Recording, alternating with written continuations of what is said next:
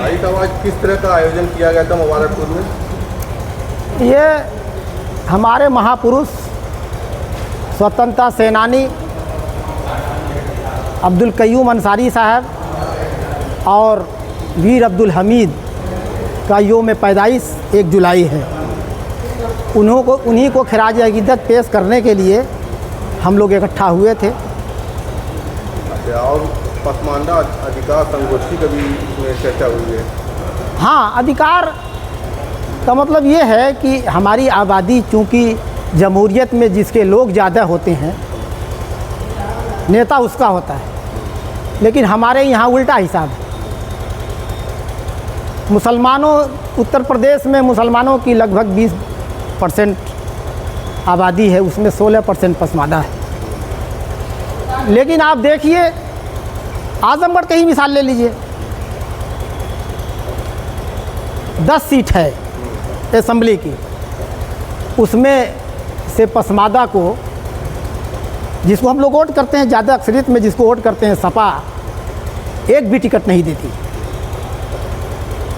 और उसे टिकट के लिए कहा भी जाए तो कहते हैं कि अरे भाई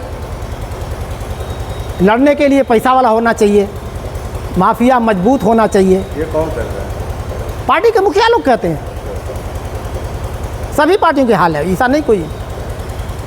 मैंने कहा कि मैं ठीक है, मैंने बात किया कई लोगों से, मैंने कहा कि ठीक है भाई, लेकिन ये बताइए एमएलसी बनाने के लिए भाई समाज की नुमाइंदगी नहीं हो रही है, तो इसीलिए विधान परिषद बनाया गया है कि जिस समाज की नुमाइंदगी न हो सके विधानसभा में, विधान परिषद में भेज दिया जाए कि वो अपने समाज का दुख दर्द वहाँ बयान करे, उसके लिए काम करे। तो आज तक मुझको नहीं लगता है, मैं बसपा की बात नहीं करूँगा इसलिए कि वोट उसको हम लोग नहीं देते, बीजेपी की भी बात नहीं करूँगा इसलिए कि हम लोग वोट नहीं करते। हम लोग उत्तर प्रदेश में तो सपा को ही वोट करते हैं, लेकिन पूरे पूर्वांचल से एक भी पसमानदा को आज तक एमएलसी नहीं बनाया।